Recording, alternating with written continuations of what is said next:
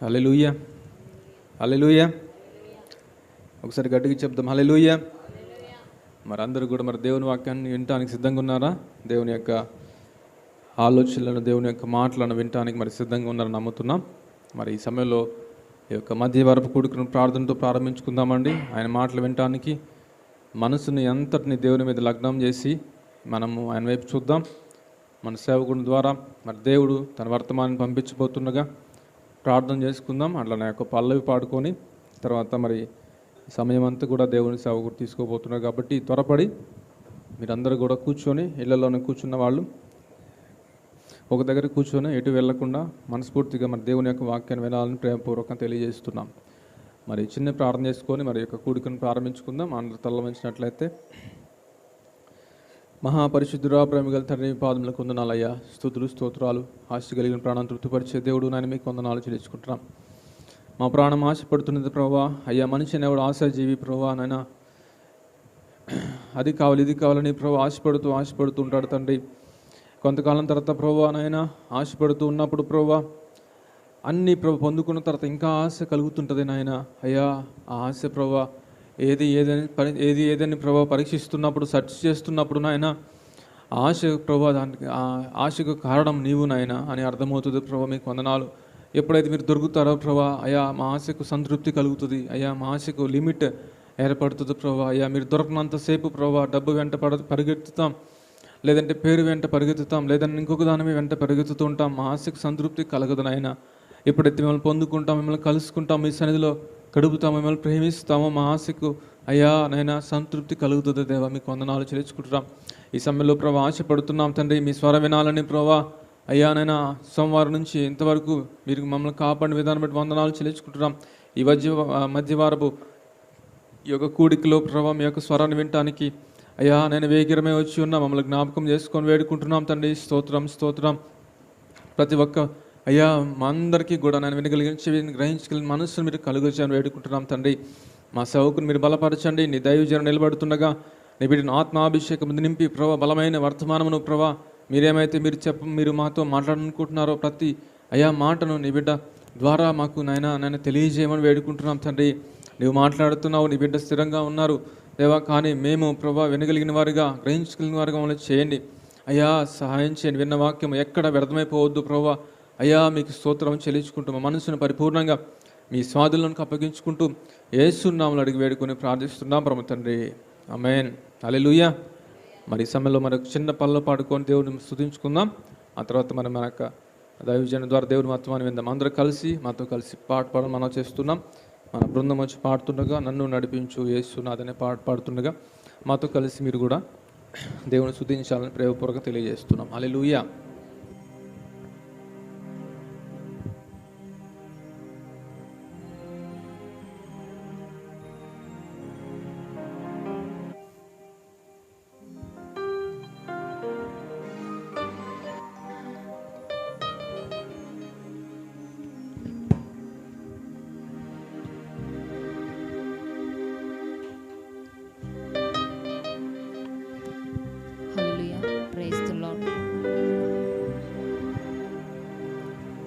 నన్ను నడిపించు యేసునాథ అనే పాట పాడుకుని దేవుని నామను మహిమపరుద్దామండి. అందరం చప్పట్లు కొడుతూ దేవుని స్తుతిద్దాం.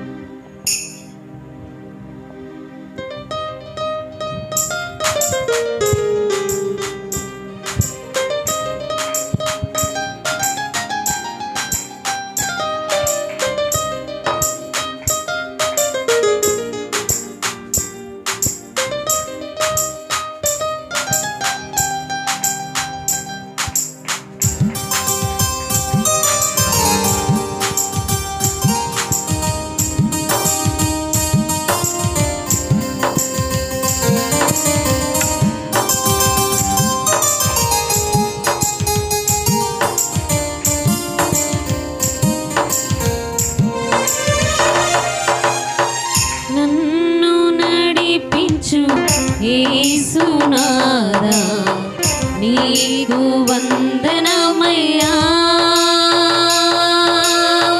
నాలో జీవించు నాదు ప్రియుడా నీకు వందనమయ్యా.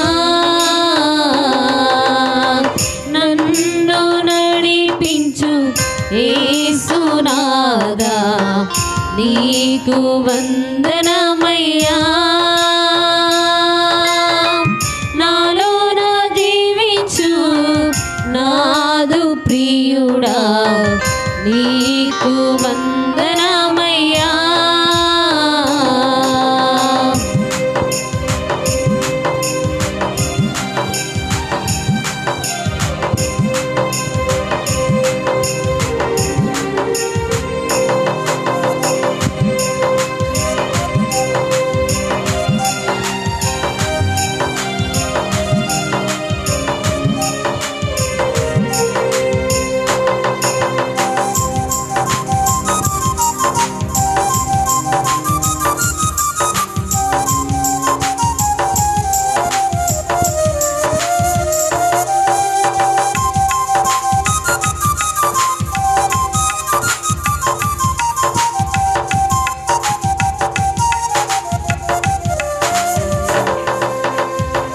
వెలుగై వచ్చావో మార్గం చూపావో నీకు వందనమయ్యా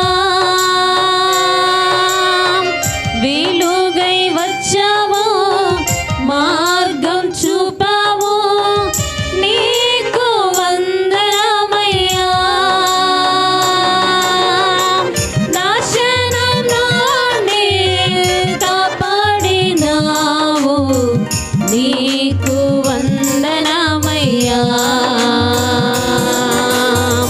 నాశనం నుండి కాపాడినావు నీకు వందనమయ్యా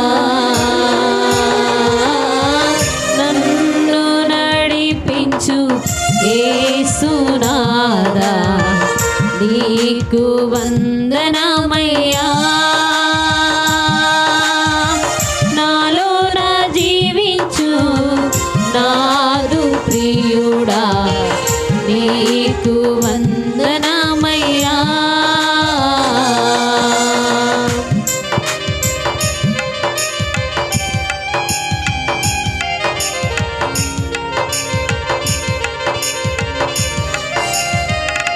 అందరం చప్పట్లు కొడుతూ దేవుని నామాన్ని మహింపరుస్తూ మాతో పాటు కలిసి పాడుతూ దేవుని స్తుతించవలసిందిగా కోరుచున్నాం.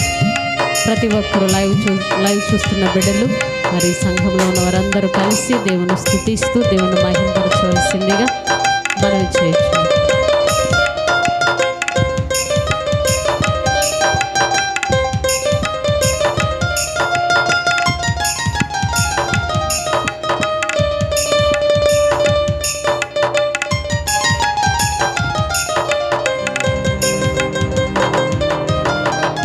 వేదకి వచ్చావో పాడ చేసావో నీకు వందనమయ్యా వేదకి వచ్చావో పాడ చేసావో నీకు వందనమయ్యా ఊరికి ఊరికి పని చేయనిచ్చావు నీకు వందనమయ్యా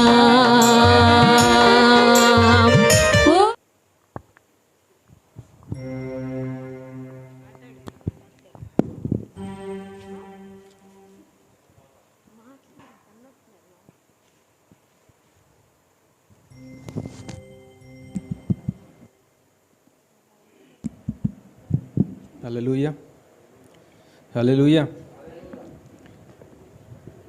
చిన్న ప్రార్థన చేసుకుందామండి. అందరూ సిద్ధంగా ఉన్నారు మరి దేవుని వాక్యాన్ని వినటానికి? అందరూ కూడా తల వంచినట్లయితే మన బాహ్య నేత్రాలు మనం క్లోజ్ చేసుకొని అంతరంగ నేత్రాలను తెరిచి దేవుని వైపు చూస్తూ ప్రార్థన చేసుకుందాం. అందరం కూడా దేవుడు మనతో మాట్లాడాలని, ఆయన ఎప్పుడు సిద్ధంగా ఉంటారు, మనము సిద్ధంగా ఉండవలసి ఉన్నది.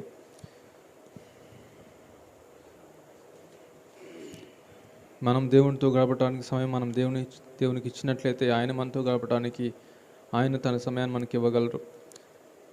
ప్రభువా మీకు వందనాలు, స్తుతులు, స్తోత్రాలు. దేవా నాయన ఈ సమయంలో ప్రభా నీ యొక్క వర్తమానం వినటానికి ప్రభు సిద్ధంగా ఉన్నాం. దేవా మాతో మాట్లాడడం వేడుకుంటున్నాం. మంచి నెలగా మనసుని మీరు చేయని వేడుకుంటున్నాం తండ్రి. మా యొక్క అయోగ్యతను బట్టి క్షమించండి, మా దోషాన్ని బట్టి క్షమించండి ప్రభా. మీ పాలనకు వస్తున్నాం. విన్న వాక్యాన్ని ప్రభా నైనా మేము ప్రభా అనుసరించిన వారుగా ఉంటున్నాం. మమ్మల్ని క్షమించండి. మేము వింటున్న వర్తమానం ప్రభా నైనా మా హృదయంలోనికి ప్రవహింపచేయలోనికి అయ్యా నన్ను ఇంజెక్ట్ చేయమని వేడుకుంటున్నాం తండ్రి. అయ్యా నీ వాక్యం అనేది బండలో పాల్గొట్టే సుత్తి వంటిది ప్రభా, శక్తి కలిగినది ప్రభా, బలమైనది తండ్రి, జీవితాలను మార్చేది నీ వాక్యము తండ్రి. మీకు వందనాలు చెల్లించుకుంటున్నాం. మీ వాక్యమును ప్రభా, మీ వాక్యమును అయ్యా మా హృదయంలోనికి జొప్పింపచేయండి ప్రభా నైనా. దేవా మీకు స్తోత్రాలు తండ్రి, స్తోత్రాలు వందనాలు చెల్లించుకుంటున్నాం.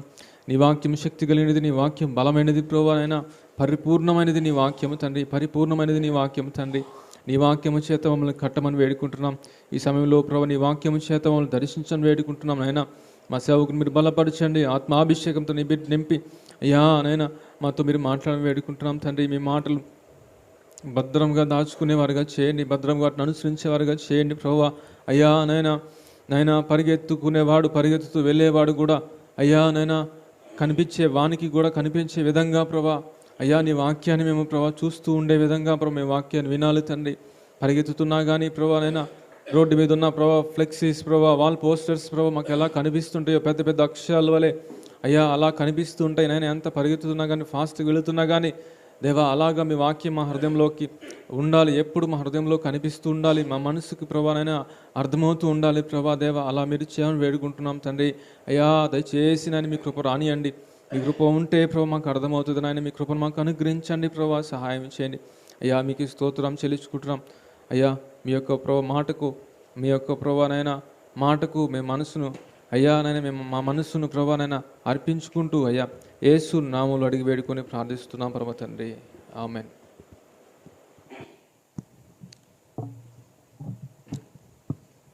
Praise the lord, hallelujah. Praise the lord, hallelujah. ప్రభువునందు ప్రియులరా, ఈ రాత్రి కాల సమయంలో ఈ రీతిగా దేవుని యొక్క వాక్య సేవ చేయడానికి నాకు సహాయం చేస్తున్న దేవునికి వందనాలు. ఇటు రీతిగా దేవుని యొక్క వాక్య సేవని అందుకుంటున్న మిమ్మును దేవుడు దీవించి ఆశీర్వదించునుగాక. ఆమెన్. చాలా సంతోషం ప్రియమైన దేవుని బిడ్డలారా, వందనాలు, స్తోత్రాలు. దయ ఉంచి నాతో మాట్లాడయ్యా, నన్ను బలపరచు, నన్ను దేవా శుద్ధి చేయి, నీకు ఇష్టునిగా నన్ను మార్చుకో తండ్రి. నీ సన్నిధి నాతో ఉంచు, నీ సన్నిధి నాతో రాని, నీకు లోబడే కృపను నాకు అనుగ్రహించు, మాకు అనుగ్రహించు దేవా. అయ్యా వాక్యాహారము లేక అయ్యా అల్లాడిపోతున్న నీ ప్రజలను జ్ఞాపకం చేసుకో. కాపరి లేని గొర్రెల వలె చెదరిపోయినటువంటి వారిని చూసి నోరు తెరచి మాట్లాడినటువంటి యేసయ్యా, నీ ఆత్మను పంపు, నీవు మాట్లాడు తండ్రి. నీ పరిశుద్ధాత్మను మా కొరకు పంపించు. ప్రియమైన పరిశుద్ధాత్మ రండయ్యా, ప్రసంగించడానికి రండి, మాతో మాట్లాడండి, మాతో మాట్లాడండి యేసు నామములో. Amen, amen, amen. మంచిది ప్రియమైనటువంటి దేవుని బిడ్డలారా, దేవుని యొక్క వాక్యమును చూద్దాము. సామెతల గ్రంథము 25వ అధ్యాయము 28వ వచనం. సామెతల గ్రంథము 25వ అధ్యాయము 28వ వచనం. దయచేసి చదవండి ఎవరైనా. ప్రాకారం లేక పాడైన పురము ఎంతో, తన మనస్సును అణుచుకోలేని వాడు అంతే. చూడండి ప్రియమైన దేవుని బిడ్డలారా, ప్రాకారము లేక పాడైన పురము ఎంతో, తన మనస్సును అణచుకొనలేని వాడును అంతే. ప్రాకారము లేక పాడైన పురము ఎంతో. పురము అంటే ఏంటి? పట్టణము. వినాలి ప్రియులారా, జాగ్రత్తగా వినాలి. పూర్వ దినాలలో ఒక పట్టణం ఉంటే ఆ పట్టణానికి చుట్టూ పెద్ద ప్రహరీ గోడ ఉంటుంది. మనం ప్రహరీ అంటే చిన్న గోడ మనకు గుర్తొస్తుంది. కానీ ఒక పట్టణానికి ఆ దినాలలో ఒక పట్టణం ఉంటే, ఇది రాసింది సొలొమోను మహారాజు. వాళ్ళ దినాలలో ఏముంటుందంటే రాజ్యం మీదకి రాజ్యం రావటం, లేకపోతే దురాక్రమణ చేయటం, రాజ్యాన్ని ఆక్రమించుకోవటం, అది యుద్ధాలు బాగా ఎక్కువ ఉండేవి. సో కాబట్టి ఒక పట్టణం ఉంటే ఆ పట్టణాన్ని కాపాడుకోవడానికి ఏం చేసేవాళ్ళంటే ఆ పట్టణం చుట్టూ పెద్ద గోడను కట్టేవాళ్ళు. చైనా వాల్ అంటాం మనం. అంటే చైనా మీదకి శత్రువులు రాకుండా చైనా ఆ యొక్క రక్షణ కోసం ఒక పెద్ద గోడ కట్టారు. అలాగే ప్రియమైన దేవుని బిడ్డలారా, మన దేశంలో కూడా దుర్గాలకి పెద్ద పెద్ద రాజులైనటువంటి వాళ్ళు నివసిస్తున్న పట్టణాలకి ఏం చేసేవాళ్ళంటే చుట్టూ పెద్ద కోట ఉంటుంది మధ్యలో, దాని చుట్టూ పెద్ద గోడ కట్టేవాళ్ళు. ఈ పట్టణాలు ఎవరైతే సివిలైజేషన్ బాగా నాగరికత పెరిగినటువంటి ప్రతి పట్టణానికి చుట్టూ పెద్ద పెద్ద గోడలు ఉండేవి. ఎన్ని కిలోమీటర్లు పట్టణం ఎంత ఉంటే ఆ పట్టణం చుట్టూ ఎన్ని కిలోమీటర్లు ఉంటే అన్ని కిలోమీటర్లు ప్రాకారము లేకపోతే పెద్ద గోడ ఉండేది. సో శత్రువులు అందుకే యెరూషలేము ప్రాకారములు అంటారు. ఏమండి, మరి ఎరికో ప్రాకారాలు, ఎరికో కోట గోడలు అన్నాం. చూడండి ఒకసారి మీరు బైబిల్లో మనం చదువుతున్నప్పుడు అర్థమవుతుంది. అంటే ఎరికో పట్టణం ఉంది, ఆ పట్టణానికి చుట్టూ పెద్ద గోడలు, చాలా పెద్ద గోడలు. ఆ గోడల మీద ఏమండి రథాలు చుట్టూ పరిగెత్తుతూ ఉంటాయి. ఆ గోడ మీద అంత వెడల్పు ఉంటుంది గోడ. ఆ గోడ మీద రోడ్డు ఉంటుంది అనమాట. ఎంతో వెడల్పు ఉంటుంది గోడ. ఆ గోడ మీద ఏమండి మరి సైన్యము లేకపోతే రథాలు, రౌతులు, గుర్రాలు వీళ్ళన్నీ వెళ్తూ ఉంటాయి. అది పెట్టని గోడ. అంటే ఆ గోడ నువ్వు దాటి శత్రువులు రాలేరు. కాబట్టి ఆ గోడ చుట్టూ ఉన్నప్పుడు ఆ గోడలో ఉన్నటువంటి గోడ పట్టణానికి చుట్టూ ఉన్నప్పుడు ఆ పట్టణములో ఉన్నటువంటి మరి ప్రజలు సంతోషంగా, ఆనందంగా, క్షేమంగా, భద్రంగా, ప్రశాంతంగా ఉంటారు. కాబట్టి ఒక పట్టణం, ఇప్పుడు ఒక పట్టణం గురించి ఆలోచిద్దాం. ఒక పట్టణం ఒక రోజులో కట్టబడదు, ఒక పట్టణం 2 రోజుల్లో కట్టబడదు, ఒక పట్టణం 1 సంవత్సరంలో కట్టబడదు. ఏమండి, ఎంతోమంది ఎన్నో వేల మంది కష్టపడితే ప్రయాసపడితే ఒక పట్టణం కట్టబడుతుంది. అంత మాత్రం కాదు, ఎంతోమంది వాళ్ళకు ఉన్నటువంటి ఏమండి ఆస్తిపాస్తులన్నీ ఇన్వెస్ట్ చేస్తే, ఎంతోమంది జీవితాలను ధారపోస్తే కానీ ఒక పట్టణం కట్టబడదు. ఏమండి, ఎన్నో వనరులు అక్కడ ఉంటాయి. ఎన్నో వనరులు ఒక నీటి వనరు, ఇలాంటి కొన్ని వనరులు ఉంటాయి. జనాలు నివసించడానికి అనుకూలంగా ఉండేటటువంటి ప్రదేశాల్లో కడతారు. ఎన్నో వనరులు అక్కడ ఉంటాయి. సో ఎంతో సౌభాగ్యం, ఎంతో భాగ్యం ఉంటుంది, ఎంతో ఫైనాన్స్, ఆస్తి ఎంతో ఉంటుంది. ఎన్నో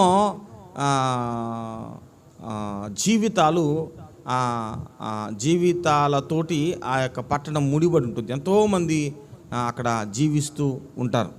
సో కాబట్టి ప్రియమైన దేవుని బిడ్డలారా, చాలా ముఖ్యమైన వ్యక్తులు, పల్లెల్లో అంత ముఖ్యమైనటువంటి వాళ్ళు ఉండరు కానీ ప్రాముఖ్యమైన వ్యక్తులు పట్టణాల్లో ఉండేవాళ్ళు. ఆ రోజుల్లో రాజు, రాణి, మంత్రి, సైన్యాధిపతి ఇలాంటి వాళ్ళు ఉండేవాళ్ళు. ఆ పట్టణాన్ని పడేస్తే, ఆ పట్టణంలో ఉన్నటువంటి వాళ్ళని చంపేస్తే ఆ రాజ్యం అంతా వాళ్ళ స్వాధీనం అవుతుంది. కాబట్టి ప్రియమైనటువంటి దేవుని బిడ్డలారా, ఒక పట్టణం ఒక రోజులో కట్టబడదో, ఒక వ్యక్తి చేత కట్టబడదో, కొన్ని లక్షల మంది లేదా కొన్ని వేల మంది కష్టపడితే కానీ ఆ పట్టణము తయారవ్వదు. ఎంతోమంది యొక్క జీవితాలు ధారపోస్తే కానీ ఆ పట్టణాలు నిర్మించబడవు. కాబట్టి ఇలాగా నిర్మించబడినటువంటి పట్టణం, ఆ పట్టణం అనగానే ఏముంటుందండి, అక్కడ పెద్ద పెద్ద వ్యాపారాలు జరుగుతాయి. ఏమండి, అక్కడ కొన్ని లక్షల మంది జనం ఉంటారు, విస్తారమైన రాబడి ఉంటుంది, విస్తారమైనటువంటి ధనం ఉంటుంది, ధాన్యాగారాలు ఉంటాయి. ఏమండి, ఎన్నో ఎన్నో ఎన్నో చెప్పడానికి వీలైనటువంటి ఎన్నో వస్తువులు ఉంటాయి, ఎంతో ఇన్ఫ్రాస్ట్రక్చర్ ఉంటుంది. కాబట్టి దేవుని బిడ్డలారా, అక్కడ ప్రజలు సంతోషంగా నివసించడానికి కావాల్సిన అన్ని వస్తువులు అక్కడ ఉంటాయి. కాబట్టి ఇవన్నీ ఏర్పాటు చేయడానికి ఎంతమంది ఎన్ని సంవత్సరాలు పట్టేదో చెప్పడానికి లేదు. కాబట్టి ఇంత ఇన్వెస్ట్మెంట్, ఇంత ఏమండి ఎన్విరాన్మెంట్ క్రియేట్ చేయబడి ఎంతో ఎన్విరాన్మెంట్ క్రియేట్ అవుతుంది, ఎంతో ఇన్వెస్ట్మెంట్ ఉంటుంది. ఏమండి ఆస్తిపాస్తులు ఇవన్నీ ఏమండి ముత్తాతల కానుంచి కష్టపడుతూ వస్తే కానీ ఆ పట్టణాలు నిర్మించబడే కదా అప్పట్లో. ఇప్పుడంటే టెక్నాలజీ పెరిగింది కాబట్టి పట్టణీకరణ కొంచెం స్పీడ్గా అయిపోతుంది, చాలా స్పీడ్గా అయిపోతుంది. కాబట్టి దేవుని బిడ్డలారా, ఎన్నో జీవితాలు, ఎన్నో సంవత్సరాలు, ఎంతోమంది ఐక్యతతోటి ప్రయాసపడి కష్టపడి కట్టుకున్నటువంటి ఆ పట్టణం, అంత కష్టపడి కట్టుకున్నటువంటి ఆ పట్టణానికి చుట్టూ ప్రాకారం లేకపోతే, చుట్టూ కనుక ఆ పట్టణానికి ప్రాకారం లేకపోతే, పెద్ద గోడ లేకపోతే, రక్షణ గోడ వాళ్ళందరినీ కాపాడేటువంటి ఆ వాళ్ళందరికీ రక్షణగా ఉండే గోడ లేకపోతే, ఎంత ఆర్థిక సంపత్తి కలిగిన పట్టణమైనా కొలాప్స్ అయిపోతుంది, నాశనం అయిపోతుంది. ఎంత జ్ఞానవంతమైన పట్టణమైనా నాశనం అయిపోతుంది. ఎంత శౌర్యవంతులు ఆ పట్టణంలో ఉన్నా, ఎంత శౌర్యం కలిగినటువంటి సైనిక మహాబలము ఆ పట్టణంలో ఉన్నా, ఆ పట్టణం భస్మీపట్టణం అవుతుంది. కారణం ఏమిటి అంటే ప్రాకారం లేదు. ఏమంటే ఎంతో యుద్ధ విద్యలు, యుద్ధ ప్రావీణ్యత కలిగినటువంటి వాళ్ళు ఆ పట్టణాన్ని నిర్మించి ఆ పట్టణంలో నివసిస్తూ ఉన్న వాళ్ళు ఏదో ఒక టైంలో ఏం చేస్తారండి, నిద్రపోతారు. ఏదో ఒక టైంలో ఏమరపాటుకుంటారు. మనిషి 24 గంటల మెలుగు ఉండలేడు, 24 గంటల్లో ఏమరపాటుకు ఉండలేడు కదా, 24 గంటల్లో చురుకుగా ఉండలేడు కదా. కాబట్టి ఖచ్చితంగా ఏదో ఒక పార్టీ జరుగుతుంది, ఏదో రాజకుటుంబంలో ఒక పార్టీ జరుగుతూ ఉంటుంది, లేదా ఎక్కడన్నా మ్యారేజ్ జరుగుతూ ఉంటాయి. ఇలాగా అందరి యొక్క దృష్టి ఎప్పుడు కూడా ఎవరు వస్తారా, లేకపోతే ఎట్ట కాపాడుకుందామనే పరిస్థితి ఉండదు. కాబట్టి ఖచ్చితంగా శత్రువు అతను చూసి దెబ్బ కొడతాడు. వితిన్ వీక్స్లోనే ఎంత శ్రేష్టమైనటువంటి బలమైన పట్టణమైనా ఖచ్చితంగా పాడైపోతుంది. కాబట్టి దేవుని బిడ్డలారా, ఇక్కడ ప్రాకారము లేక పాడైన పురము అంటున్నాడు. ఒక పురము, ఏమండి, ఒక పట్టణము పాడవ్వాలంటే దాని కొరకు మనం ఏమీ చేయాల్సిన పనిలా, జస్ట్ ఆ పట్టణానికి ప్రహారీ గోడ లేకుండా ఉంటే చాలు, ఎంత డెవలప్మెంట్ నాశనం అయిపోతుంది. ప్రియమైన దేవుని బిడ్డలారా, ఈ రోజుల్లో ఎన్నో టాలెంట్స్ ఉన్నటువంటి దేవుని బిడ్డలు, ఎన్నో వరాలు ఉన్న దేవుని బిడ్డలు, ఎన్నో తలాంతులు ఉన్నటువంటి దేవుని బిడ్డలు, ఎంతో బలం ఉన్నటువంటి దేవుని బిడ్డలు, ఎంతో జ్ఞానం ఉన్న దేవుని బిడ్డలు, ఎంతో బలగం ఉన్నటువంటి దేవుని బిడ్డలు, ఎంతో సపోర్టుగా ఎంతోమంది వాళ్ళకు ఉన్నారు. వాళ్ళ వెనకాల చాలామంది ఉంటారు. అలాంటి ఎంతోమంది సపోర్టర్స్ ఉన్నటువంటి దేవుని బిడ్డలు సైతం ఏమైంది, ఒక్క దెబ్బకి పడిపోతున్నారు. ఎందుకని విశ్వాసి పడిపోతున్నాడు? ఎందుకని నీ జీవితంలో ఒక్క దెబ్బకి కూలిపోతున్నావు? ఏమవుతుంది నీకు? ఏమవుతుంది? What happen to your life? ఏమవుతుంది? ఏమవుతుంది నీ జీవితానికి అంటే, దేవుని బిడ్డలారా, చక్కని మాట చెప్తున్నాడండి. తన మనస్సుని అణచుకొనలేనివాడు, తన మనసును అణుచుకొనలేని స్త్రీ, తన మనసును అణుచుకొనలేని పురుషుడు, అంతే. ఎందుకండి ఒక మనిషి నాశనం అయిపోతున్నాడు? తరతరాలుగానండి మా తాతల నుంచి కూడబెట్టారండి ఆస్తి. కానీ నువ్వు ఆస్తిమంతుడివే, కానీ నీకు మనస్సుని స్వాధీనపరచుకునేటటువంటి ఆ యొక్క విద్య లేకపోతే, నీ మనస్సుని ఆధీనపరచుకోవటం అణచుకోవటం అనేది నీకు లేకపోతే, ఏమండి, ముత్తాతల నుంచి ఉన్నటువంటి ఆస్తి అంతటినీ ఒక్క దెబ్బ కోల్పోతావు. మనసే నిన్ను నడిపించేది, మనసే నిన్ను రక్షించేది. నీ మనసుని అణుచుకోవటమే, నీ మనసుని జాగ్రత్త చేసుకోవటమే, నీ మనసుకి పగ్గాలు వేయటమే నీ జీవితాన్ని, నీకున్నటువంటి తలాంతులు, వరాలన్నిటినీ కాపాడుతుంది. మరి ఈ మనసుని అణుచుకోవటం ఎలా? మహాభక్తులు అనుకున్నటువంటి వాళ్ళు మనసును అణుచుకోవటం చేతకాక కూలిపోయారు. బైబిల్లో మనం వాళ్ళని చాలామంది చూస్తున్నాం, కూలిపోయారు. బైబిల్లో చాలామంది చూస్తున్నాం. అక్కడ దాకా ఎందుకు? ఈ సామెతని రాసినటువంటి ఆయనే మహానుభావుడు, మహా గొప్ప జ్ఞాని, మహా గొప్ప సౌందర్యవంతుడు, ఏమండి, మహా గొప్ప జ్ఞాని, మహా గొప్ప సౌందర్యవంతుడు, ఎంతో శక్తివంతమైన సైన్యాన్ని కలిగినటువంటి వాడు. చుట్టుపక్కల ప్రాంతంలో అతని లాంటి బల శౌర్యములు కలిగిన వాడు లేడు. అంటే అంత బలగం ఉన్నటువంటి వాడు లేడు, అంత జ్ఞానం ఉన్నవాడు లేడు, అంత అందగాడు లేడు. సొలొమోను అంత అందగాడు, ఆయన పేరు సొలొమోను. కానీ ఆయన ఏం చేసేటండి, మనసుని అణుచుకోవటంలో విఫలమయ్యాడు. తనకున్న కీర్తి, తనకున్నటువంటి ఖ్యాతి, తనకున్నటువంటి అన్నిటినీ అతడు కోల్పోయాడు, పతనమైపోయాడు. తను దేవుడు ఏ స్టేజిలో అతను ఉంచాడో ఆ స్టేజ్ నుంచి అతను పూర్తిగా పతనమైపోయాడు, పాడైపోయాడు. నా ప్రియమైన సహోదరుడా, నా ప్రియమైన స్నేహితుడా, నా ప్రియమైన సహోదరి, దయచేసి ఈ మాటను జాగ్రత్తగా లక్ష్యం ఉంచాలని నేను ప్రభువైన యేసుక్రీస్తు పేరిట నేను నీకు హృదయమంతటితో మనవి చేస్తున్నాను. మనము అంత్య దినాల్లో ఉన్నాం, మనము అపాయకరమైన దినాలలో ఉన్నాం, మనము దుర్దినాలలో ఉన్నాం.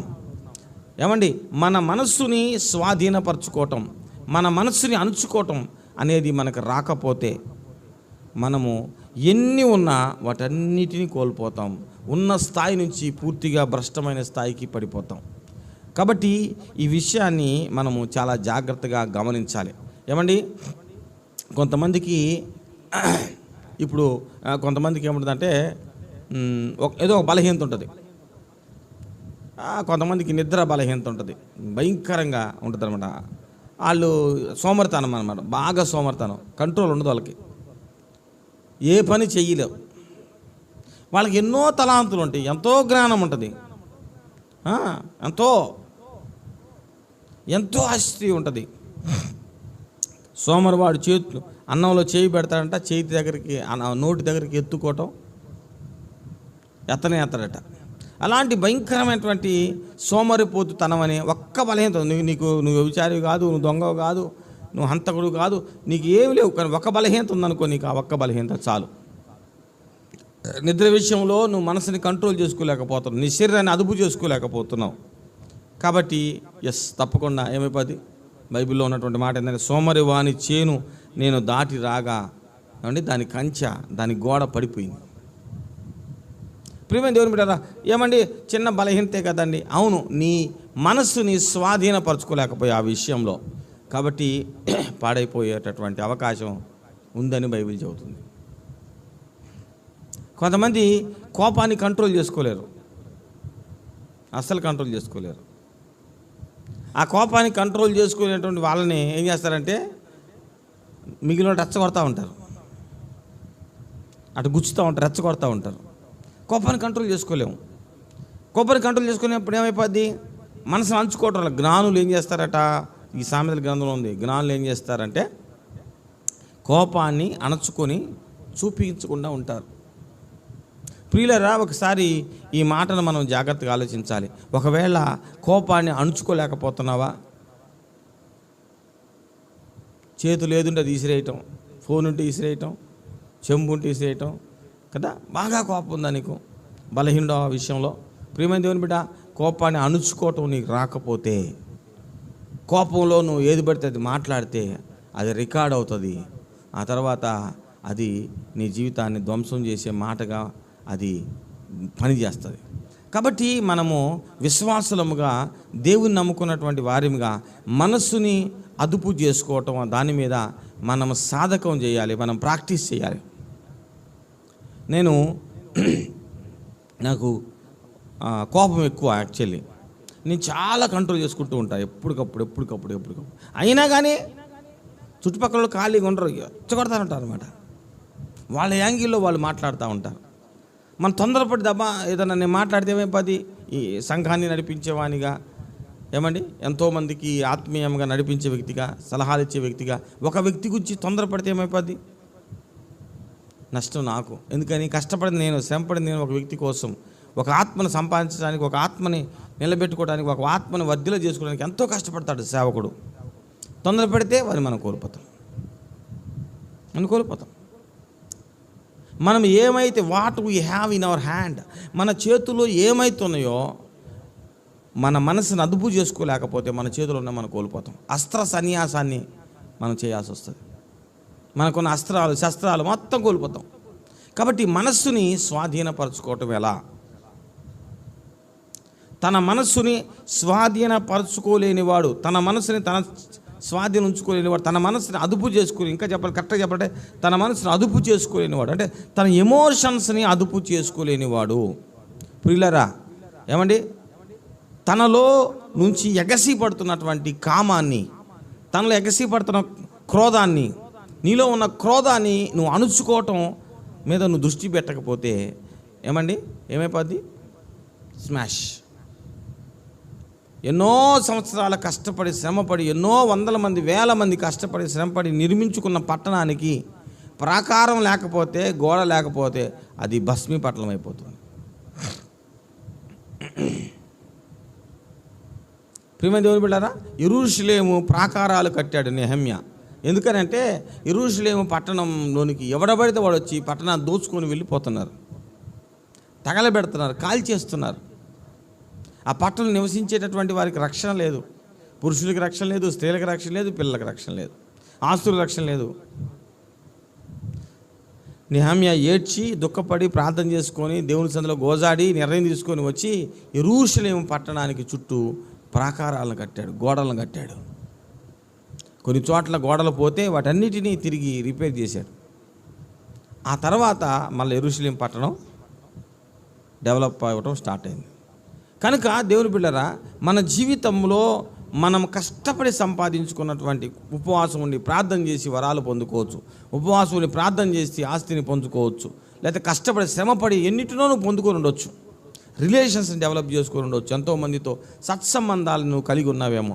కానీ ఒక్కసారి నీ మనసును అదుపు చేసుకోలేక నీ నోటిని వదిలితే బాకులై ఆ రిలేషన్స్ని ఎన్నింటిని కట్ చేస్తావు చెప్పడానికి వీల్లేదు. కొంతమంది తొందర కంట్రోల్ చేసుకోలేరు, తొందరనే కోపాన్ని కంట్రోల్ చేసుకోలేరు కొంతమంది తొందరని కంట్రోల్ చేసుకోలేరు, అసలు వల్ల కాదంతే. తొందర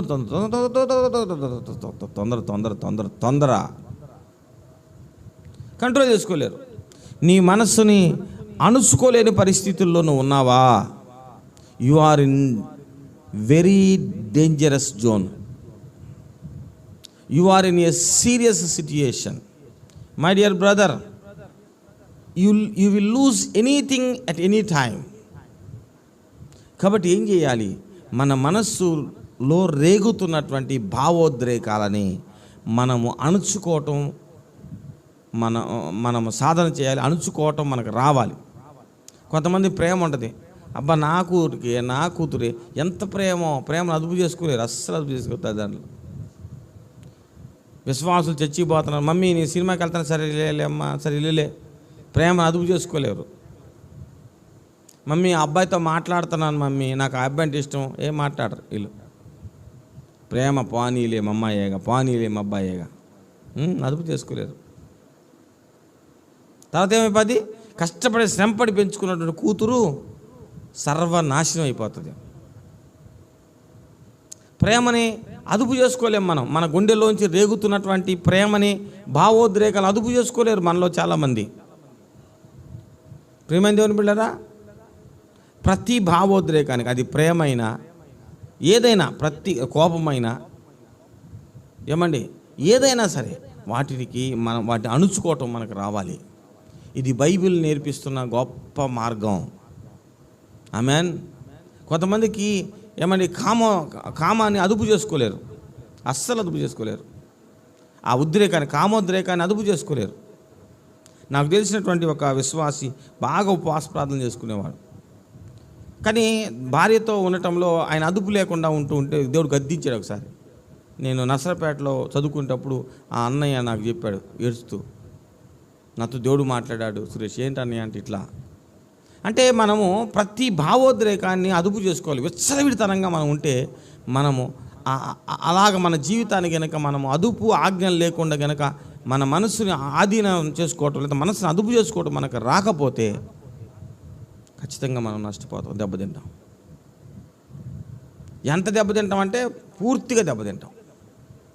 ఏముందిలేండి, కోపమే కదండి, ఏముందిలేండి, నిద్రమొత్తే కదండి, చిన్నదే కదండి. ఏమండి, ఒక ఓడ కొన్ని కోట్ల రూపాయలకు ఖరీదు చేసే ఓడ, కోట్ల రూపాయలు ఖరీదు చేసే ఓడ ఏమండి సముద్రంలో వెళ్ళిపోతూ ఉంటుంది. ఎన్ని వేల మంది, ఎన్ని వేల గంటలు పనిచేసి ఉంటారు దానికోసం, ఎన్ని కోట్లు ఖర్చు పెట్టి ఉంటారు దానికోసం. తుఫాన్లు కూడా అది లెక్క చేయకుండా ముందుకెళ్ళే ఓడ. ఏమంటే తిమింగలాలు వచ్చినా కానీ లెక్క చేయకుండా వాటిని కట్ చేసుకుంటూ ముందుకు వెళ్తుంది. ఎంతో బలమైన ఓడ, బలమైనటువంటి ఓడ. కానీ ఆ ఓడకి చిన్న రంధ్రం ఉంటే ఏమైపోద్ది? ఓడ మునిగిపోద్ది అంతే. నీ మనసుని ఆధీనం చేసుకోవటం కనుక ఈ జీవిత దినాల్లో నీకు రాకపోతే, ఈ జీవిత దినాల్లోనే నువ్వు సింక్ అయిపోతావు, మునిగిపోతావు. ఒకసారి ఆలోచన చేయి ప్రియమైన సహోదరుడా, సహోదరి. కంట్రోల్ చేసుకోలేరు, చాలామంది కంట్రోల్ చేసుకోలేరు, అణుచుకోలేరు. మాంసాపేక్ష అస్సలు, కొంతమందికి అస్సలు కంట్రోలింగ్ పవరే ఉండదు. రోగాలు వచ్చినా ఏమొచ్చినా తినాల్సిందే. ప్రియమైన దేవుని బిడ్డరా, నీ ఆశలను అణుచుకోవటం నీకు రాకపోతే, నీ ఉద్రేకాలని అణుచుకోవటం నీకు రాకపోతే, నీ మనసుని అణుచుకోవటం నీకు రాకపోతే ప్రయోజనం లేదు. మరి ఎలా? నా వల్ల కావట్లేదన్నా ఎలాగ ఒక మనిషి మనసుని, నేను చెప్పేసి ముగిచ్చే భలే ఉందండి, చాలా బాగా చెప్పారండి, ఒక వ్యక్తి నాశనం అవటం కారణం మనసును అదుపు చేసుకోవడం అన్నమాట అన్నంత మాత్రం అయిపోదు. ఎలా అదుపు చేసుకోవాలి?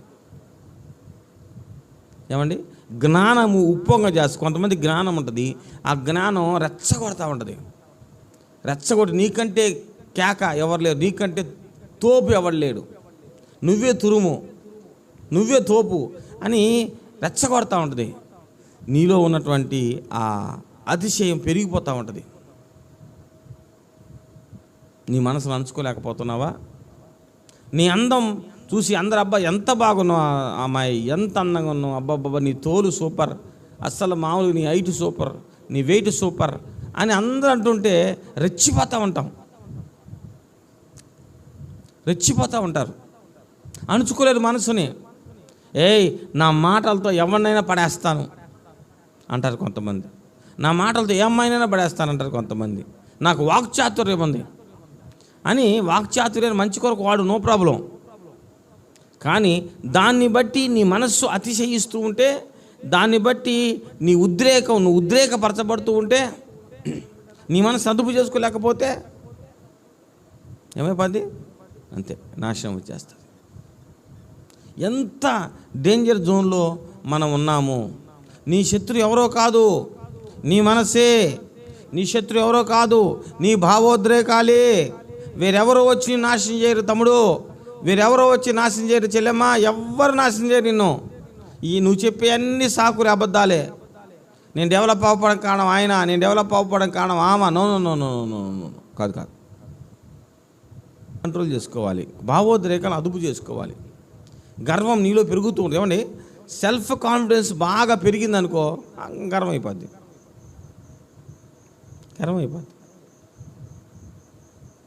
దాన్ని పెరగనీయకూడదు.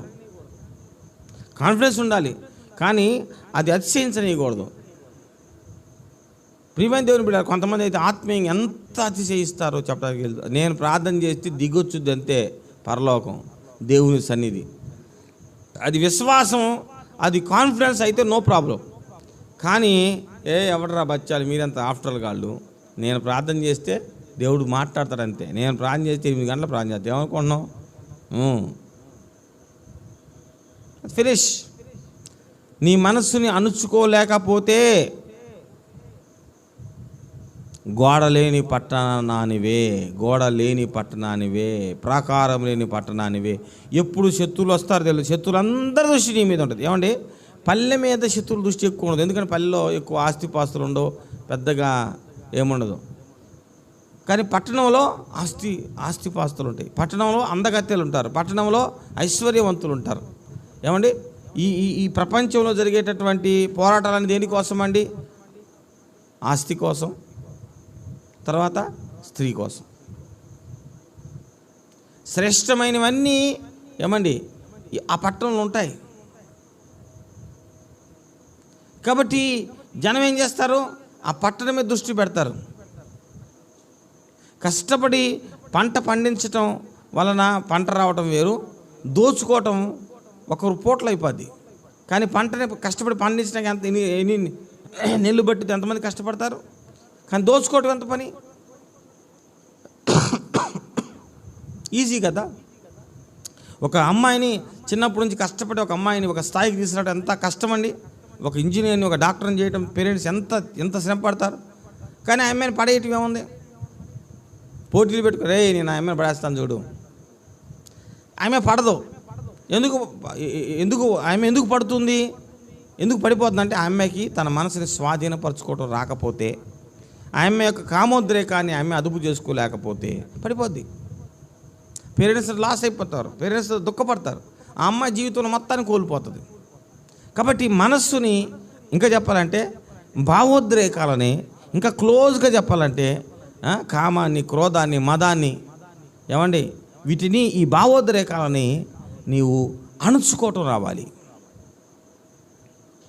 కామం లేనిది ఎవరికండి, కోపం లేనిది ఎవరికండి, గర్వం మదం లేనిది ఎవరికండి, లేకపోతే గర్వం లేనిది ఎవరికండి, అందరికీ ఉంటుందండి. మనిషి అయి పుట్టిన ప్రతి ఒక్క వ్యక్తికి ఏమండి భావోద్రేకాలు ఉంటాయి, ఉద్రేకాలు ఉంటాయి ఖచ్చితంగా.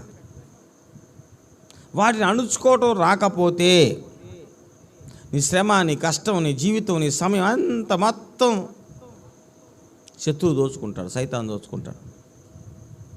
కాబట్టి ప్రియమైన దేవుని బిడ్డలారా, మనకు అర్థం కాదు.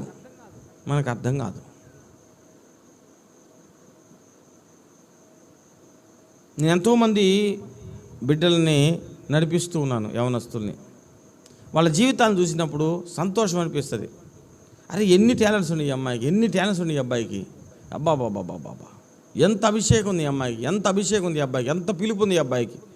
హలో, నీకు ఎంత పిలుపు ఉన్నా, నువ్వు ప్రవక్తవైనా, అపోస్తులువైనా, చెల్లెమా నువ్వు బోధకురాలివైనా, ఏమని కాపరివైనా, సహోదరుడా, నీకు ఎంత ఉన్నతమైన స్థితి స్థాయి ఉన్నా నీ భావోద్రేకాన్ని అదుపు చేసుకోవడం, అణుచుకోవడం నీకు రాకపోతే you will lose your anointing, you will lose everything, you will lose your talent. They will not fulfilled, they will not in a fruitful manner. ఒకవేళ నువ్వు ఫలాన్ని సాధించిన వ్యక్తివైనా ఆ ఫలాన్ని కోల్పోతావు. అమ్మో, ఎంత భయంకరమైన మాట. ధ్యానిస్తుంటే భయం వేస్తుంది బిడ్డలారా, నిజంగా భయపడుతున్నాను, చెబుతున్నాగా నాకు భయం వేస్తుంది.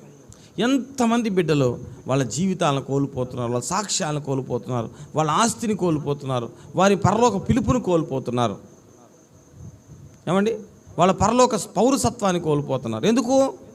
భావోద్రేకాలను అణుచుకోవటం రాక. మరి ఇంతకీ భావోద్రేకాలను అణుచుకోవటం ఎలా? సమయం లేదు ఇప్పుడు చెప్పడానికి.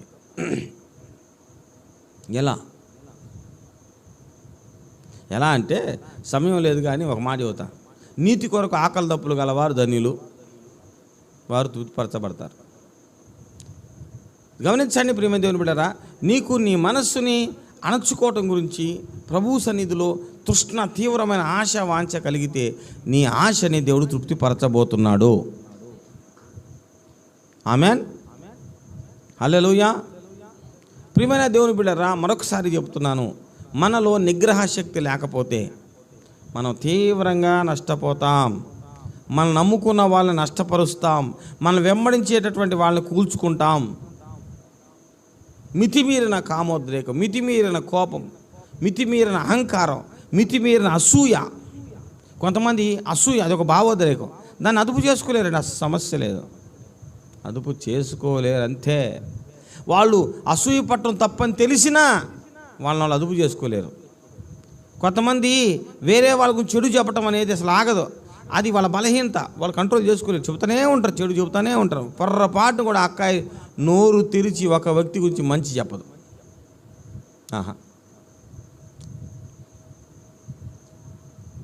చెప్పరాళ్ళు ఎప్పుడు చెడు చెబుతూ ఉంటారు. ఏమి కాబోతుందో నీ జీవితం నీకు తెలుస్తుందా? ఏమి అవ్వబోతున్నావు నీకు అర్థమవుతున్నా? నువ్వు కష్టపడి సంపాదించుకున్న ఫలాలన్నీ కోల్పోతున్నావు. కొంతమంది వాళ్ళ జీవితంలో ఎన్ని కోల్పోయినట్టు వాళ్ళు అసలు వాళ్ళకి అర్థం కాదు, వాళ్ళు బాధపడరు, వాళ్ళకి ఏం తెలియదు, ఏం పోయినా పర్లా. సంసోను బలవంతుడు, కానీ ఆయన తన భావోద్రేకాన్ని అదుపు చేసుకోలేకపోయాడు. ఏమైపోయింది? కళ్ళు పోయినాయి. ఏమైంది?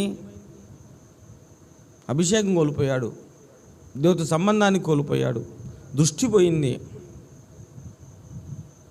తన వాళ్ళు దూరం అయిపోయారు. తన జీవితం తనకు బరువు అయిపోయింది. గౌరవ మర్యాదలు అన్నీ పోయాయి. లాస్ట్కి ఏమైపోయాడండి? గుడ్డివాడయి, బందీ అయిపోయి, ఎంతోమందిని చంపినటువంటి, వేల మందిని చంపినటువంటి సంసోను చంపబట్టడానికి ఏమండి ఒక దేవాలయానికి వెళ్ళాడు. ప్రతిష్ఠించబడినవాడు, దేవుని సన్నిధిలో ఉన్నటువంటి అతడు విగ్రహారాధన చేసేటటువంటి ఆ దేవత పాదాల దగ్గర నిలబడాల్సి వచ్చింది. He lost everything in his life. Why? ఎందుకు? ఎందుకంటే తన ఉద్రేకాన్ని అణుచుకోవటం రాలా. ఆయన శౌర్యం ఎంత గొప్పది, ఆయన విశ్వాసం ఎంత గొప్పది. ఎంత విశ్వాస యోధుడండి! విశ్వాస యోధుల పట్టికలో, విశ్వాస యోధుల లిస్ట్, దేవుని యందు విశ్వాసం ఉంచినటువంటి వారి యొక్క లిస్ట్ పరిశుద్ధాత్మ రాస్తూ ఆయన పేరు రాశాడు.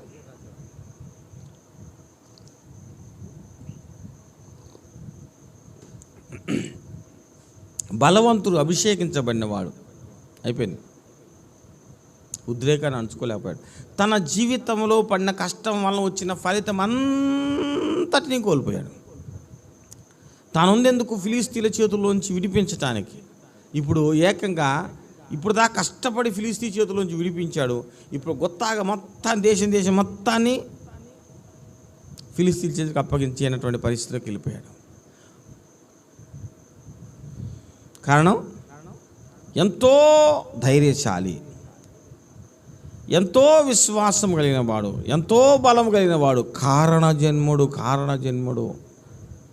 అసలు పుట్టిందే దేవుని కోసం, పుట్టిందే దేవుని యొక్క చిత్తం కోసం, దేవుని చిత్తము చొప్పున పుట్టాడు, దేవుని చిత్తాన్ని నెరవేర్చడానికి పుట్టాడు. ఎన్నో ఏమండి ఆయనకి దేవుని సహాయాలు ఉన్నాయి. ఎంతో దేవుని యొక్క శక్తి తనకుంది. ఎన్నో రీతిలుగా దేవుడు అతనికి సహాయం చేశాడు. అతను బతికించడానికి దేవుడు అద్భుతం చేసి బతికించాడు ఆయన్ని. ప్రాణాప పరిస్థితి వచ్చినప్పుడు, దేవా దప్పికైతుందయ్యా అంటే దేవుడే గోతిని చీల్చి భూమిలో నుంచి నీటిని పంపి బతికించాడు. ఎన్ని అద్భుతాలు జరిగాయి. But he cannot control his emotion. Israel అంటే ఎవరండి? దేవుని చేత నడిపించబడ్డారండి. ఇశ్రాయేల్ అంటే ఎవరండి? దేవుని చేత విడిపించబడ్డారండి. ఇశ్రాయేల్ అంటే ఎవరండి? దేవుడి చేత కొన్ని సంవత్సరాలు పోషించబడ్డారండి. ఇశ్రాయేల్ అంటే ఎవరండి? ఆకాశంలో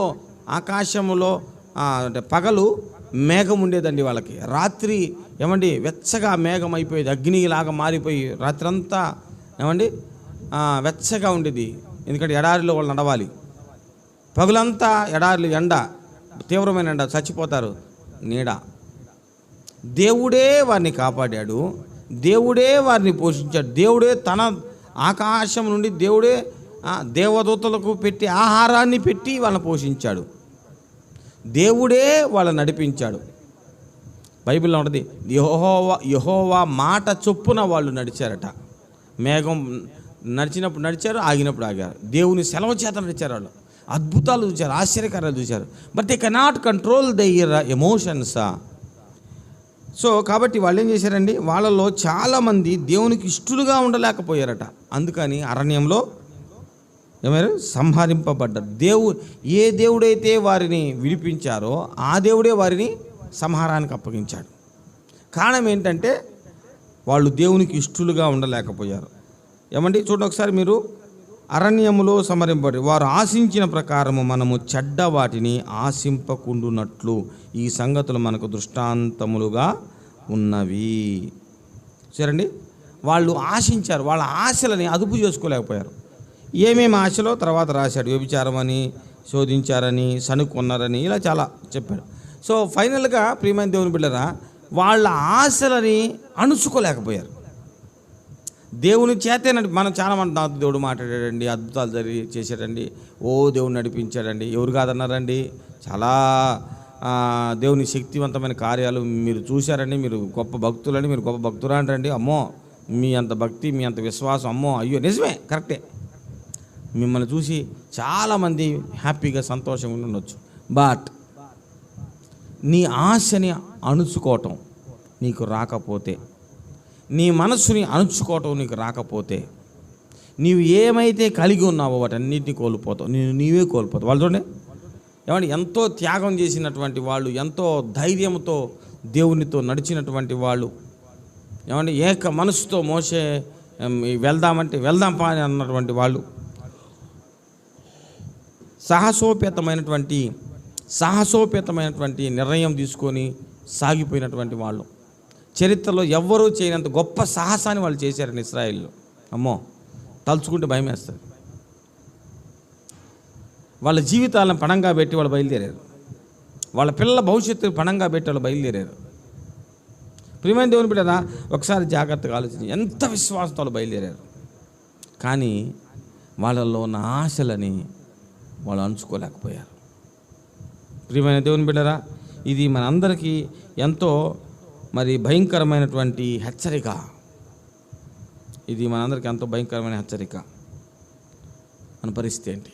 ఎలాగా మన మనసుని అణుచుకోవాలి అంటే ఏమండి, ఎలా మన మనసును అణుచుకోవాలి అంటే ఏమండి, ఒక మాట ఎలా అణుచుకోవాలనేది ఇప్పుడు నేను చెప్పకపోవచ్చు, కానీ చెప్పడానికి టైం లేదు. కానీ ఒక మాట చెప్తా. ప్రపంచంలో ఉన్న మనుషులందరూ వాళ్ళ అన్ని బలహీనతలు అణుచుకోలేరు. బట్ ఒక క్రైస్తవుడు మాత్రం అణచుకోనగలిగినటువంటి శక్తి కలిగినటువంటి వాడై ఉన్నాడు. అతడు రక్షించబడినప్పుడే అతనిలోనికి దేవుని యొక్క జీవము, దేవుని యొక్క నూతన స్వభావము, నవీన స్వభావము అతనిలోనికి వస్తుంది. రక్షింపబడిన నీలోనికి, ప్రియమైన దేవుని బిడ్డ, నూతన జన్మ పొందిన నీలోనికి, మారు మనసు పొంది యేసు ప్రభువుని నమ్ముకున్న నీలోనికి, నమ్ముకొని బాప్తిస్మం పొందిన నీలోనికి, యేసుని నమ్మి మారు మనసు పొంది బాప్తిస్మం తీసుకున్న నీలోనికి ఇన్కార్పొరేషన్ అంటే నీలోనికి దేవుని యొక్క ఆత్మ వస్తాడు. నీవు దేవుని యొక్క సంఘములోనికి వెళ్తావు, దేవుని యొక్క శరీరంలోనికి వెళ్తావు. ఇది గొప్ప అనుభవం. ఇది నీకు నాకు మామూలుగా అర్థం కాదు. ఇది అంతరంగ చర్య నీలో జరుగుతుంది. కాబట్టి ఒక క్రైస్తవుడు మాత్రమే, my dear brother, my dear sister, ఒక క్రైస్తవుడు మాత్రమే కామ క్రోధ మదమాత్సర్యాలన్నిటినీ అణుచుకోగలిగిన శక్తి కలిగిన వాడు. అతనిలో ఆ శక్తి ఉంది. అతడు ఆ శక్తిని ఎలా వెలికి తీయాలో నేర్చుకుంటే, అతడు ఆ శక్తిని ఎలాగా వాడుకోవాలో అర్థమైతే అతడు విజయవంతమైన క్రైస్తవుడు. అతడు జయించినవాడు. శోధన అనేది లేకపోతే, మనకు శోధన అనేది మనకు రాకపోతే మనం పోరాడకపోతే మనకు జయం రాదు. మనం జయించకపోతే మనము పరలోకి వెళ్ళాం. కాబట్టి దేవుని బిడ్డరా, మరొకసారి చెబుతున్నా, మనము ఎవరిని జయించాలి? పొరుగింటి పుల్లైనాను పక్కింటి పంకజాన్ని మనము జయించాలా? లేదు. మనం ఎవరిని జయించాలంటే మనల్ని మనం జయించాలి. మనం ఎవరిని జయించాలంటే మన ఆశలను మనము జయించాలి. మనం ఎవరిని జయించాలి, ఎవరిని అణచాలి అంటే మన ఆశలనే మనం అణచాలి, మన ఉద్రేకాలనే మనం అణచాలి. మనమే శత్రువు, మనకు ఎవరు శత్రువు లేరు. ఏమండి, రోమీయులకు రాసిన పత్రికలు అంటాడు పౌలు, ఏమంటాడు, అయ్యో నేనెంత దౌర్భాగ్యులను అంటాడు. పౌలు అంటున్నాడు, రోమీయులకు రాసిన పత్రిక, రోమీయులకు రాస్తూ చెబుతాడు, అబ్బో అయ్యో నీ ఎంత దౌర్భాగ్యును, ఇట్టి మరణకరం, ఏమంటే ఒకసారి దయచేసి సహాయం చేయండి. రోమీయులకు రాసిన పత్రికలో అది చక్కగా రాసి 7వ అధ్యాయము చివరిలో అనుకుంటా, మేబీ ఒకసారి 7వ అధ్యాయము చివరిలో 24లో, అయ్యో నేనెంత దౌర్భాగ్యులను, ఇట్టి మరణమునకు లోనగు శరీరము నుండి నన్నెవడు విడిపించును? ఎవడు విడిపిస్తాడు నన్ను? No man on the earth. నీ నుంచి నేను విడిపించగలిగిన వాడు ఎవడు లేడు. నీ ఆశల నుండి విడిపించగలిగిన వాడు ఎవడు లేడు. నీ ఆశల నుంచి విడిపించగలిగినటువంటి వాళ్ళు ఎవ్వరు లేరు. నీ పాస్టర్ నిన్ను విడిపించలేడు, నీ యొక్క సేవకుడిని విడిపించలేడు, నీ తల్లి విడిపించలేదు, నీ తండ్రి విడిపించలేడు, నీ స్నేహితుడు విడిపించలేడు, నీ సహోదరుడు విడిపించలేడు. హలో, నీ యొక్క ఆశల నుండి, నీ యొక్క ఉద్రేకాల నుంచి నిన్ను విడిపించగలిగిన వాడు ఎవడూ లేడు. అది మరణకరమైంది. నీ ఆశలు ఈ లోక సంబంధమైనవి, నీ శరీర సంబంధమైనవి, శరీరాశ, నేత్రాశ, జీవబుడము, ఈ ఆశలు శరీర ఆశల నుంచి ఎవడు విడిపించలేడు. నీ నేత్ర ఆశల నుంచి ఎవడు విడిపించలేడు. నీ అహంకారం నుంచి, నీ డంబము నుంచి ఎవడు విడిపించలేడు. No man on the earth you can also cannot. నీవు కూడా నిన్ను నీవు విడిపించుకోలేవు. నిన్ను విడిపించగలిగిన వాడు ఒకడు ఉన్నాడు. ఆయన పేరు నజరేయుడైన యేసు. గట్టిగా చప్పట్లు కొట్టి దేవుని స్తోత్రం. హల్లెలూయా. 25వ వచనంలో, మన ప్రభు అయిన యేసు క్రీస్తు ద్వారా దేవునికి కృతజ్ఞతాస్తుతులు చెల్లించుచున్నాను. కాగా మనస్సు విషయంలో నేను దైవ నియమమునకు, శరీర విషయంలో పాప నియమమునకు దాసునై ఉన్నాను. సరే, మంచిది. ఇక్కడ ఆ నియమాన్ని గురించి మాట్లాడుతున్నాడు. ప్రియమైన దేవుని బిడ్డలారా, మరొకసారి చెబుతున్నా, యేసు క్రీస్తు నీ కోసం నా కోసం చనిపోయాడు.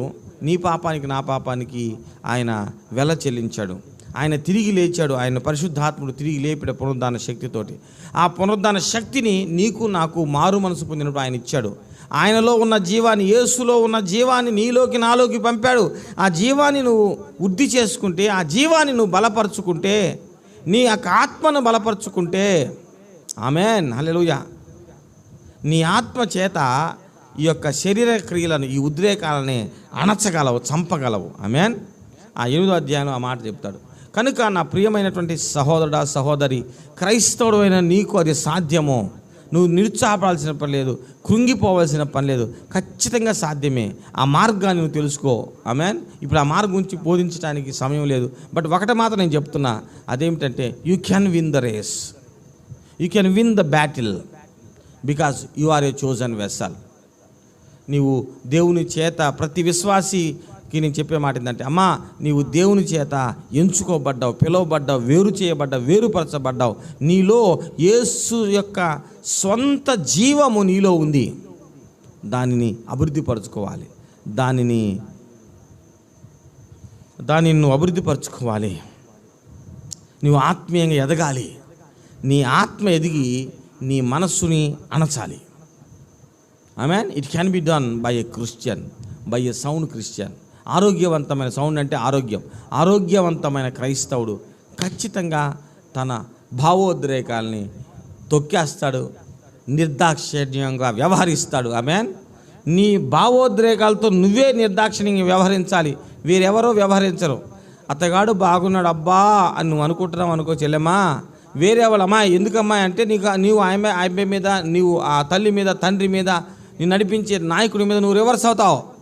హలో, నీవు నీ శరీర ఆశకు సపోర్ట్గా ఉన్నప్పుడు, నీ శరీర ఇచ్ఛకు సపోర్ట్గా ఉన్నప్పుడు, నీ కామేచ్ఛకు సపోర్ట్గా ఉన్నప్పుడు, నీవు దేనైతే కోరుకోవడం ఆకర్షణకు సపోర్ట్గా ఉన్నప్పుడు, నిన్ను గద్దించేటటువంటి వాళ్ళు, నిర్దాక్షిణ్యంగా నీ విషయంలో వ్యవహరించే వాళ్ళు నీ శత్రువులు అయిపోతారు.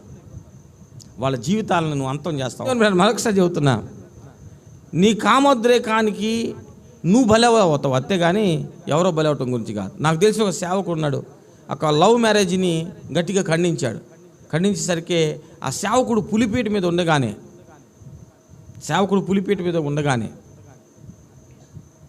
ఆయన వాక్యం చెప్పటం అయిపోవస్తుంది అన్నప్పుడు ఒకడు చర్చిలోకి వచ్చి కూర్చొని అంతే పొడిచేశాడు. గమనించండి ప్రియమైన దేవుని, ఇలాంటి ఎన్నో జరుగుతూ ఉంటాయి. కానీ వాళ్ళని గద్దించినటువంటి వాళ్ళు నష్టపోవడం గురించి అది వేరే విషయం. కానీ ఒకటి మాత్రం వాస్తవం, నీ ఉద్రేకాలే నిన్ను తినేస్తాయి, నీ ఉద్రేకాలే నిన్ను దహిస్తాయి.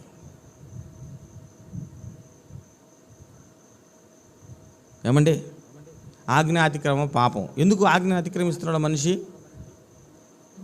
తన మనస్సు, తన ఉద్రేకం చెప్తుంది, వెళ్ళు, నీకేం పర్లేపా. ఎవరు నీ శత్రువు? నీ ఉద్రేకమే నీ శత్రువు. ఎవరు నువ్వు అనసారి నీ ఉద్రేకాన్ని, అంటే నిన్ను నువ్వే అంచుకోవాలి. ఉద్రేకం అంటే ఏంటండి? ఏమండి, మనసు అంటే ఏంటంటే భావోద్రేకాలు ఎక్కడి నుంచి పుడతాయో, సీట్ ఆఫ్ ఎమోషన్స్ అంటారు. మైండ్ అంటే సీట్ ఆఫ్ ఎమోషన్స్. నీ భావోద్రేకాలు ఎక్కడ ఉంటాయో అదే మనసు. మరి నీ మనసు చేసుకోవడం నీకు వస్తుందా? నీ మనసు అణుచుకోవడం నీకు వస్తుందా సహోదరుడా, సహోదరి? కొంతమందికి ఫోన్ ఉంది కదా అని ఎట్టబడితే మెసేజ్ చేస్తూ ఉంటారు. అది అసలు కంట్రోల్ ఉండదు. కొంతమంది నోరు ఉంది కదా ఎట్టబడితే మాట్లాడేస్తారు, అదుపు ఉండదు, నాలుగు అదుపులు ఉండదు.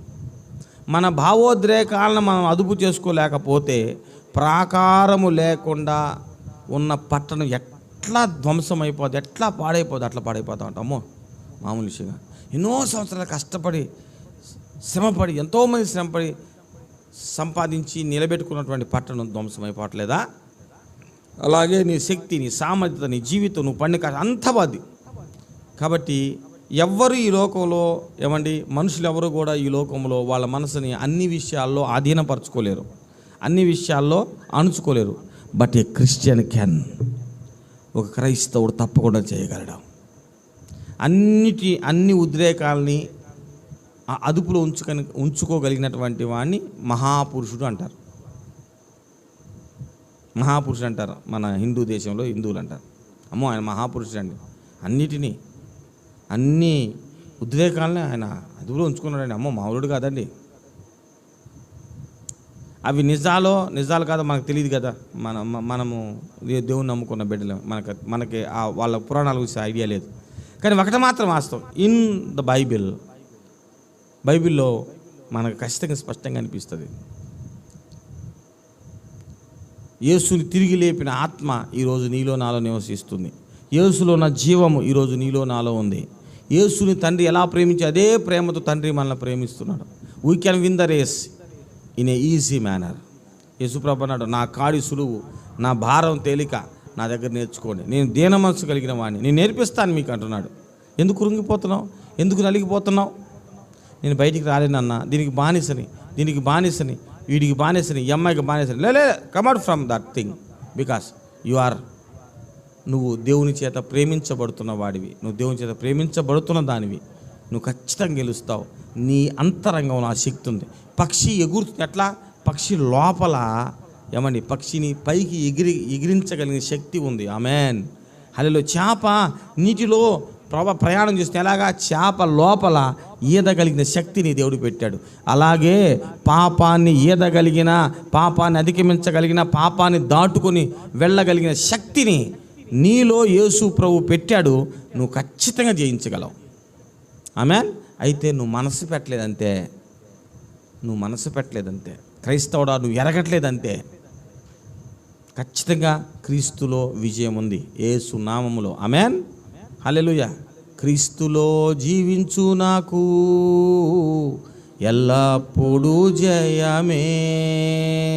ఆమేన్,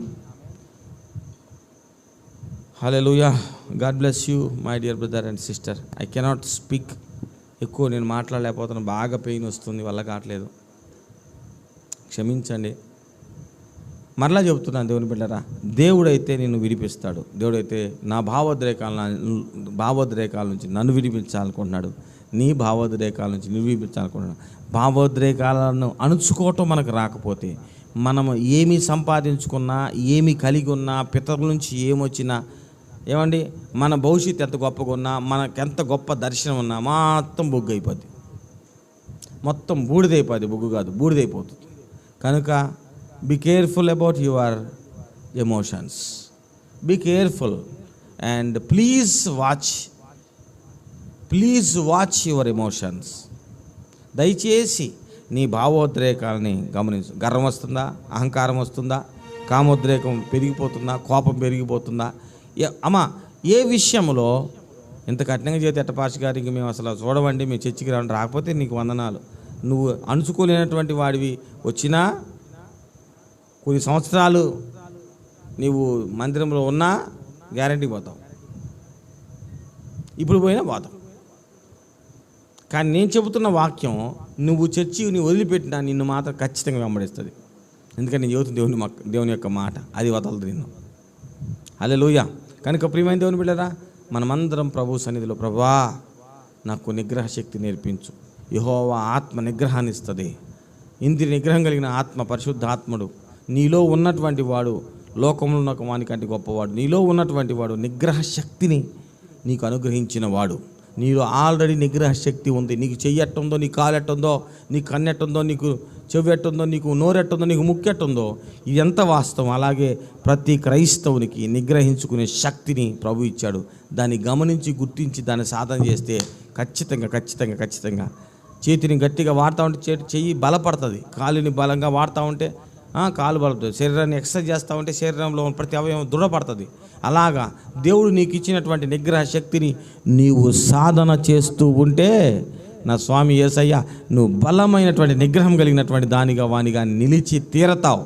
ఎందుకంటే అలాగా చేయమని దేవుడు చెప్పాడు. అలాంటి శక్తి నీకుంది. చేయలేనటువంటి వాడు సాధన చేస్తే ఉపయోగం లేదు, చేయలేదు వాడికి లేదుగా చెయ్యి. నోరు లేనటువంటి వాడు, నాలుగు లేనటువంటి వాడు ఎంత సాధన చేసినా వాడు మాట్లాడదు. నాలుగు ఉందగా మనం సాధన చేయొచ్చు. అలాగే నీకు నిగ్రహ శక్తిని దేవుడు ఇచ్చాడు. నువ్వు సాధన చెయ్యి, యేసు నామములో నువ్వు గెలుస్తావు. ఎందుకంటే ప్రతి క్రైస్తవునికి నిగ్రహ శక్తిని అతడు రక్షించబడినప్పుడే ప్రభు ఇచ్చాడు. దేవుడు ఈ వాక్యమును మన వినికేటలో మన మేలు కొరకు, మన ఆశీర్వాదం కోసం, మన వ్యక్తిగత జీవితాల కొరకు ఈ వాక్యమును దేవుడు ఆశీర్వదించి దీవించునుగాక. ఆమేన్. ప్రార్థన. తండ్రి, నీ బిడ్డలమైన మమ్మల్ని జ్ఞాపకం చేసుకో, నీ బిడ్డలమైన మమ్మల్ని దర్శించు, మమ్మల్ని బలపరిచి నడిపించు నాయన. నీ సాక్ష్యములు చేసుకో తండ్రి, నీ జీవంతో మమ్మల్ని నింపు ప్రభువా. యేసుక్రీస్తు నామమున వేడి ప్రార్థిస్తున్నాము తండ్రి. Amen, amen. తండ్రి, కుమార, పరిశుద్ధాత్మ త్రియేక దేవుని ప్రేమ, కృపా, సహవాసం మనకందరికీ తోడు నడిపించునుగాక. Amen, amen, amen. God bless you.